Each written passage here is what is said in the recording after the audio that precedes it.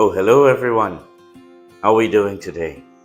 Friends, today is day 29 of our journey towards 33 days of Eucharistic glory. Eucharistic glory, dear friends, it meets us on Corpus Christi, an incredible celebration in our church's tradition, the body and blood of Christ, the Eucharist. As we continue to journey towards Corpus Christi, towards 33 days of Eucharistic glory, friends, we're given this beautiful reflection for today, day 29.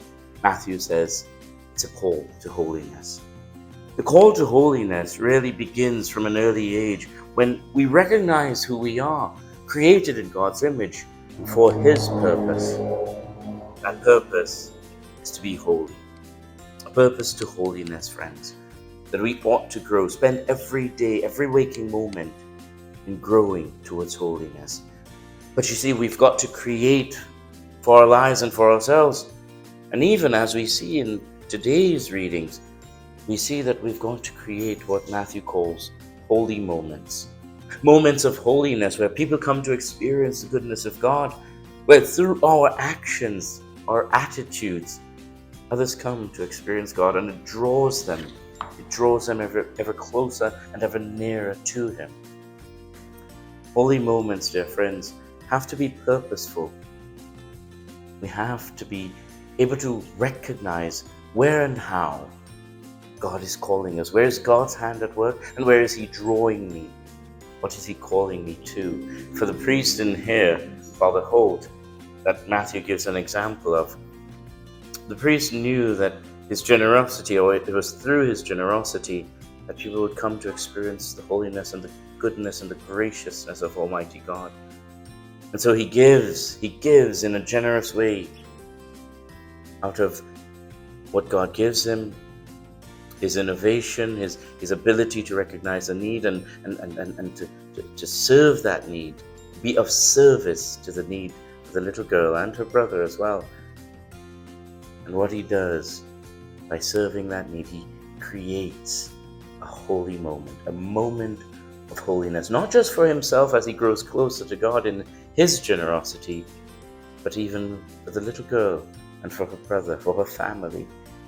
Yes, unfortunately, she doesn't survive, but it is a holy moment for her, and it is one for her family and for Father Holt. As Matthew shares the story with us today, yet again, through Matthew's actions and attitude, creates for us reading and reflecting on this, creates for us holy moments just as well. Will we respond to those moments of holiness and of grace in a generous way by creating holy moments for ourselves and for others as well? Matthew goes on to say that you are called to holiness, and holiness is possible. God would not call you to something that you were incapable of living out. That would be reckless and cruel. And our God is not a reckless and cruel God. He is a God of mercy and compassion, a God who is careful and full of care. His lesson for us is love is creative, holiness is creative. There are infinite numbers of ways to share the love of God with the people who enter our lives.